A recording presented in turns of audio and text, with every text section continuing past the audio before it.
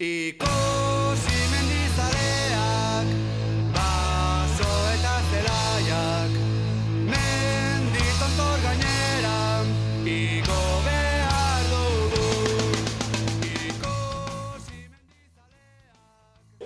Ante un proceso soberanista vasco, pensamos que la Aberri Eguna debe tener su sitio y su papel.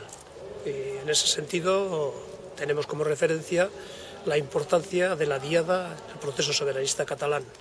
Pensamos que ha llegado el momento de dar ese salto y mirando al próximo Aberri Eguna, a la Aberri Eguna del 2019, desde la red independentista proponemos organizarlo con el impulso de todos los agentes políticos, sociales y movimientos que realmente están de acuerdo en que el futuro de Euskal Herria hay que construirlo desde el derecho a decidir y la democracia.